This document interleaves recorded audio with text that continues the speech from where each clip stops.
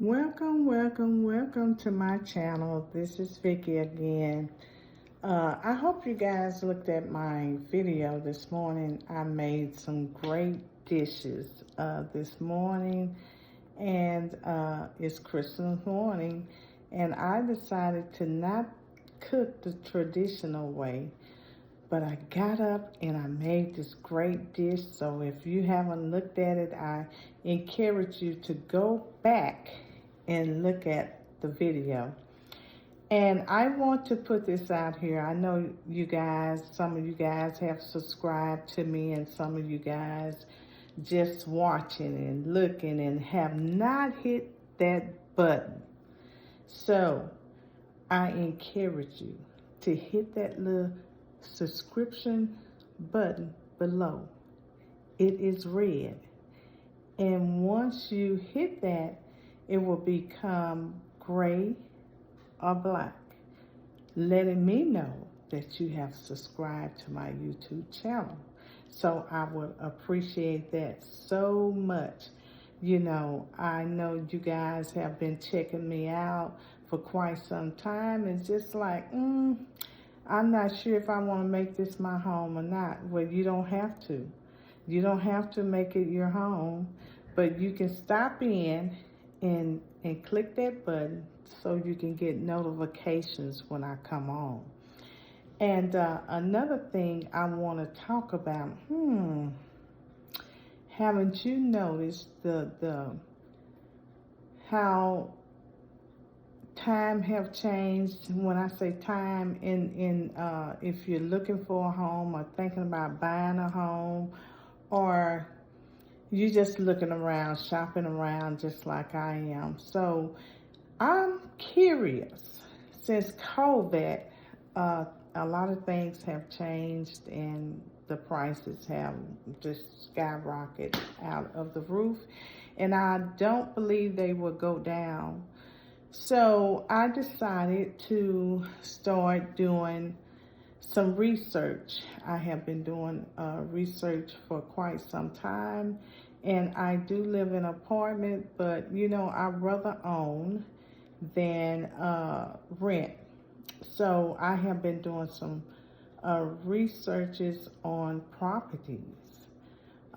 It doesn't have to be in Dallas, Texas. It can be wherever. So I've been looking, just searching around. I have expanded my search on property, but I have noticed in the last, I say 2 or 3 years, how the market, housing market has been up and down on so many things, and how a lot of people are losing their homes, and a lot of people can't afford no home because they have the price have just went out the roof. So I have been noticing a lot of people are living out of their cars, their vans, RVs, tiny homes.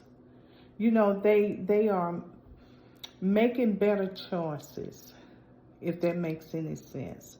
When I say make better choices, and a lot of the subscribers that I have subscribed to about living out their cars and vans and RVs and tiny homes, they really are saving a lot. If you count up the cost in rent, I don't know how much you pay in rent, but I pay a lot in rent. And, by the time I pay that, I'm out of tons and tons of money, and I could have, bought me something that I can travel in for $20,000 or more, and I have sit right here and paid tons and tons of money in rent, which I know we all have to have somewhere to live, but it makes sense because most of those people that I watch,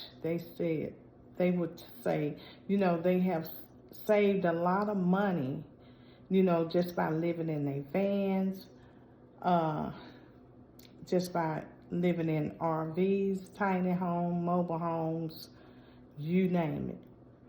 So I have thought about in 2024 some things that I will be doing in 2024. And I have been doing some property searches. I'm getting very close of reaching my goal in 2024. I'm excited about that. Also, what are some of your goals in 2024? You know, 2023 is almost out of here. It's gone.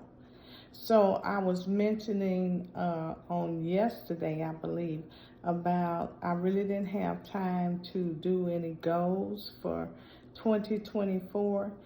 And I thought about, I've been doing some research on buying a home, RV, mobile home, or tiny home.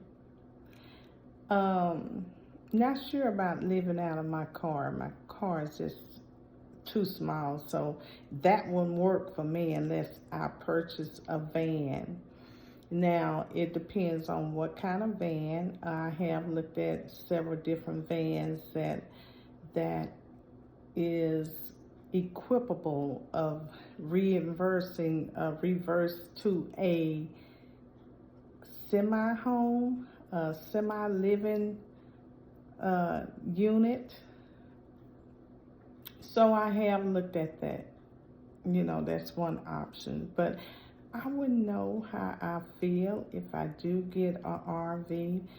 I have to have a shower at least. And I have to have a bathroom or some. But I know they have them potty commodes where you can go and purchase those. But I don't think that will work for me. You know, it could work, but just in my mind, carrying around a portable potty, I'm not sure about that. I'm not sure about that. So I was looking at this other YouTuber, and it was a young lady by herself, solo, and this other lady, she was by herself, but she had a dog, and they go to different parks to live, you know. And I was looking at this other guy. He just bought him an RV, but he was living in his van for like 3 years, and he decided to get him an RV. But his RV has a tiny, tiny spot where he can, you know, he has I guess it's a commode in there, but the shower stands by the commode, just standing down like that. And he tried to get in there yesterday, and it was a tight spot, so he decided not to shower there in his RV, but he lives on a campsite where you can pay so much a night or however. So I counted up the cost of, you know, doing the RV life. And it's different spots if you want to travel around, different prices. It can be like $20 a night to up to $65 and higher a night. It depends on what state you're in and where you want to go, you know, travel to.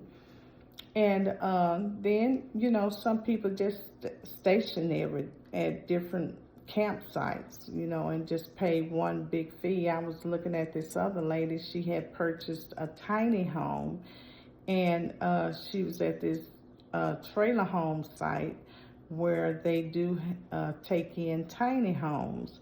And there's so much rules and regulations and things you have to know, you know, about each state, about what you can put there and not put there. So I have been studying on different states that I want to go to or might be thinking about moving to. I'm not sure. But I have been studying the rules and the regulations, the city codes and the do's and the don'ts, what you can put on a property, and the certifications and everything you have to go through in order to place something on that property, whether it's a RV, a manufactured home, or just your car, or your van that you live in. So I thought about it, and so I'm still thinking about. Well, actually, I'm leaning into like maybe a tiny home, because I don't need something big. Back in the days of 4 or 5 years ago, no, it wasn't 4 or 5. It was like 6 or 7 years ago. I used to have a huge home, and it was just a lot of space. And at the time I was married, and it was just the two of us with all that space that we really didn't need. So I really don't want a huge home where the electric bill is super high, sky high. The water bill is the same way. And if you have gas or electricity, you don't want to be paying extra money out to where you can eliminate half of the cost by getting something smaller. And I thought about that because it's just me and my dog, so we can do well in a tiny home. And some tiny homes have 1 bedroom where you can just enjoy in one spot and you just make it work. Then you have some tiny homes that have 2 bedrooms. So I don't know if I'm gonna lean to a 1 bedroom or 2 bedroom if I decide to get a tiny home. Now, a manufactured home, I am looking at that. It's more space. I love space, but I can do in a tiny home. Some tiny homes are big, 5, 6, 700 square footage, so I can manage that, and but if I decide to go with a manufactured home, then it's some upgrades that I would love to enjoy. A fireplace is one of them. I would love to enjoy a fireplace. That is one of my pet peeves right there. I would love just to have a fireplace. And so I'm looking at that. And I want it not in the city, because the city limits have so many different codes, and you got so many restrictions you have to deal with. But living outside of the city limits, you kind of have that free will. And the free will that I love to have, if I decide to go tiny or manufactured home, is to have space where my puppy can go out and just run. And I just like a little garden area on the side. So if I want some tomatoes, okra, cabbage, greens, I can go out there and plant those greens. I tell you, I love greens, collard greens. I love. So tomatoes I love, or peppers, or whatever I want to plant, I can go out there and plant them and watch them grow. Then watch Chloe just run around back and forth, and just have that free space for her to roam and enjoy life.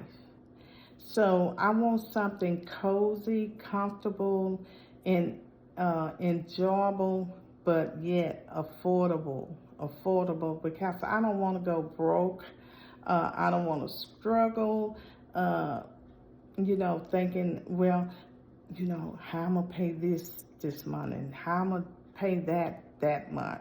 I don't want to do that. So I want to find a place to where I'm comfortable at, And if I decide to do RV, you know, I can just rent out a little space, a little property, or buy me a little property, put that RV on there for a little while. And if I decide to get up and go, I always can come back and plant right there if I own that property.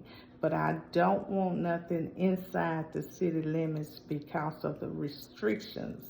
So if I go somewhere and travel in my RV, I know I have a place that I can call home, and I can pull up and just park it right there. So those are some options that I have thought about doing for 2024. And I'm so excited because, like I said, it is so near and close to my destination.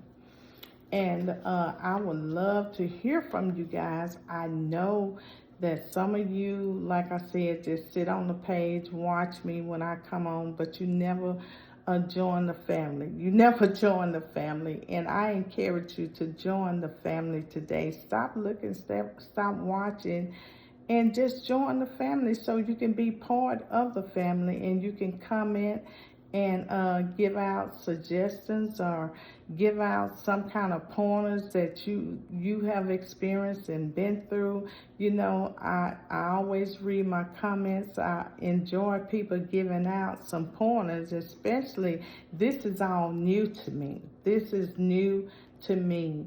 So that's my thing in 2024.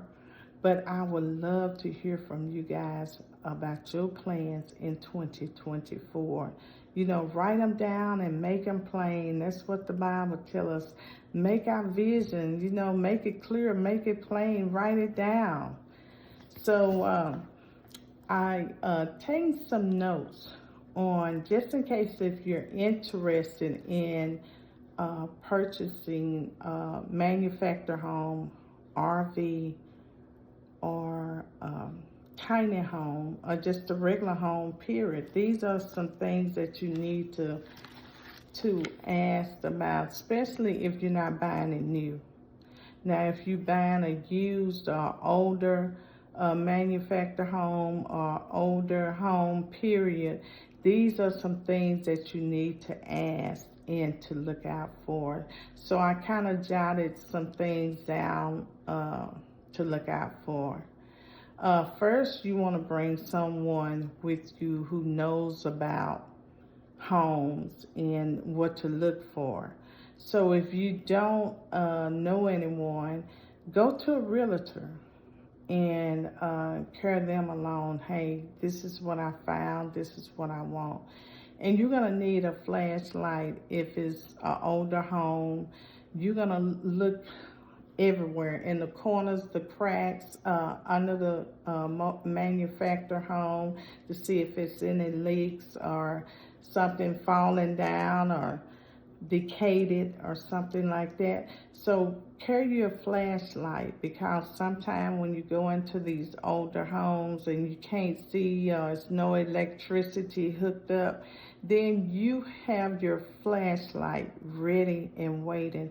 That's my plan. When I go into these homes, I don't know if I'm gonna get a new home or a used home, but I'm gonna have a flashlight where I can get down or get up there and see what's going on, because you are investing in this home and you're going to make sure that you don't miss anything.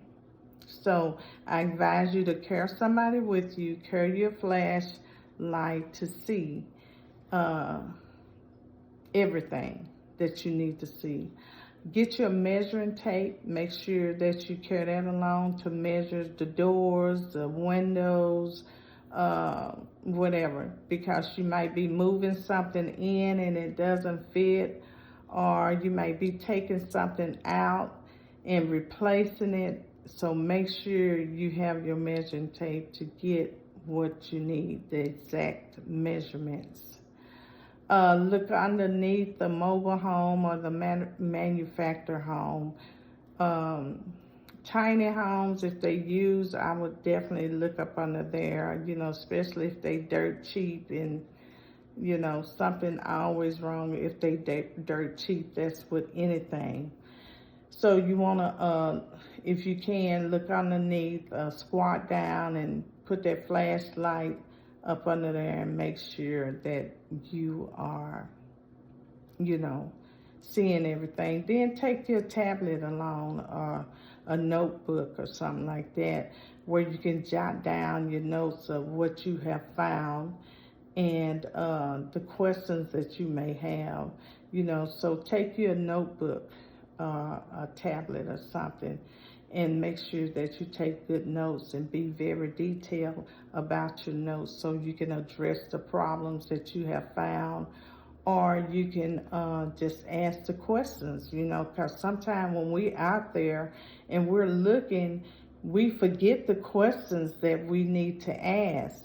But if you have a tablet or a notebook, then you can have it flipped and ready to go with your pen. So I advise that, let me see, look at the roof. If you out there, just get a, you know, good view of the roof. Yeah, I know you can't get on the roof, but I would definitely check it out as far as I can with the eye. And it, you know, maybe you want to take some pictures where you can zoom in and zoom out on the roof, so you can address those problems if it's any problems or issues, and reflect back on that. Reflect back on the pictures that you take of the roof or the kitchen or the floors, etc., etc. So I'm a good picture taker and a note taker. I have to, because I can go on. Then some of the people want to talk to get you off track. So if you have your note taker and your tablet, pretty much you won't get off track. And ask them, okay, why are you selling? Is it any problems? I want to know why you're selling this. And if you're selling the property so cheap, then that's a red flag to me. So I want to know, why are you selling? How long have you lived here? How long have you lived here? Is the neighborhood safe? Are the neighbors friendly? Have you had any break-ins, any problems, you know? So you want to make sure that you ask those. And also look at the sockets in the floors, and look at the sockets on the walls, see if they work, or see if you see any shortage of black, smutty things where they had fuse problems, or if the fuse went out. And you want to check the sockets and, you know, just eyeball them, or maybe take a picture. But I have a list of everything, and make sure the floors are level. If you're moving into before you move into an older home, make sure the floors are level. And if they're not, see if they're gonna fix that problem. You know, some will and some won't. Some will say, well, that's why I'm selling it the price that it is. So you want to make sure to count up the cost. If you have to fix it, well, how much you have to invest in. Then you want to get a second opinion.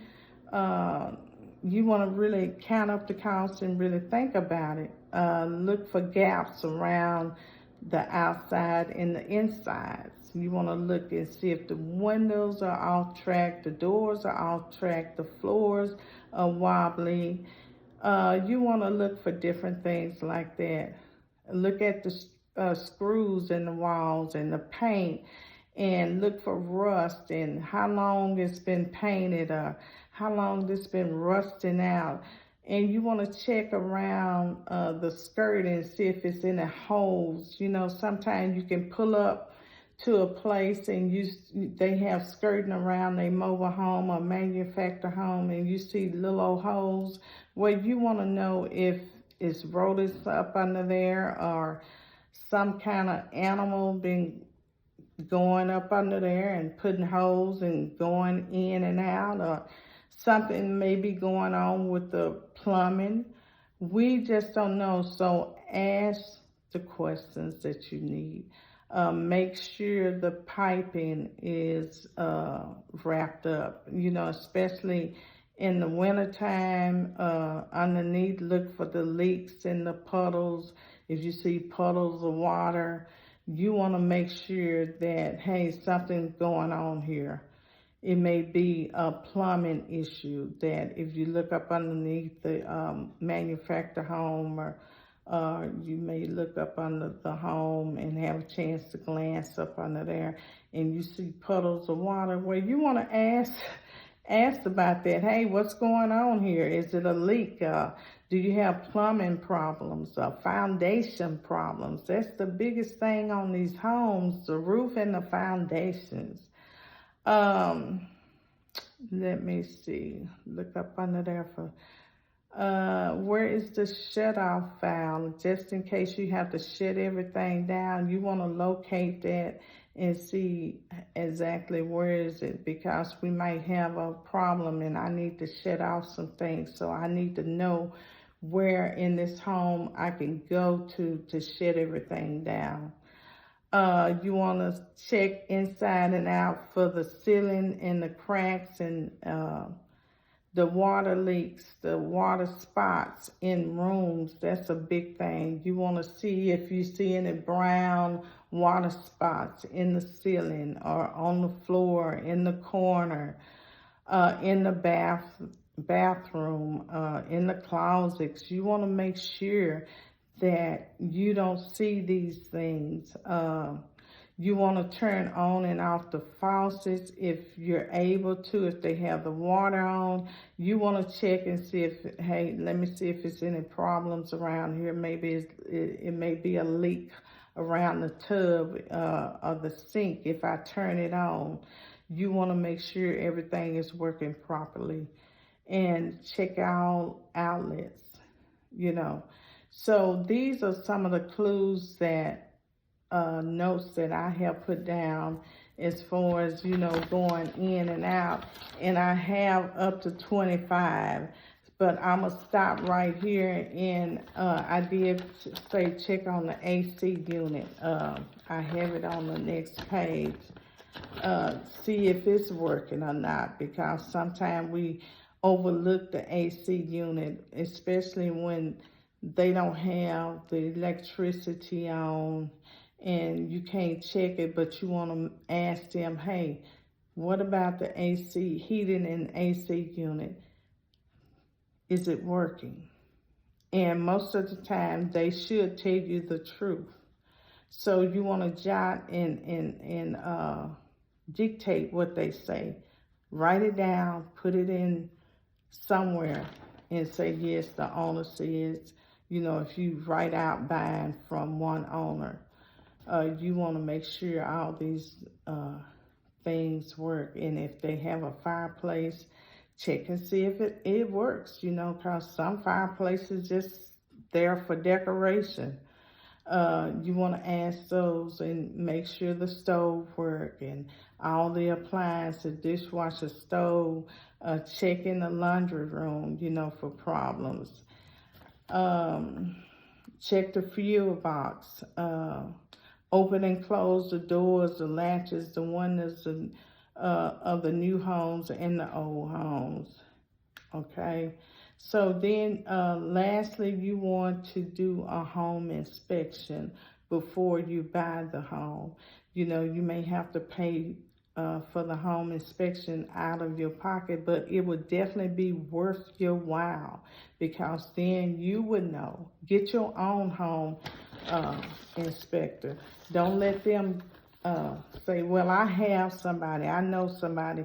No, you go get somebody that they don't know. So that way you would know the truth, okay? And it would be worth your while to pay that extra for a home inspection, especially if you're interested in buying that home, or you thinking about buying that home, that RV, that tiny home, or whatever. Do your homework. Do your research. And every time that I go out, I carry my little book. I jot down my notes. I have my cell phone. And on my cell phone, I'm studying taking pictures, especially if I'm interested in that home.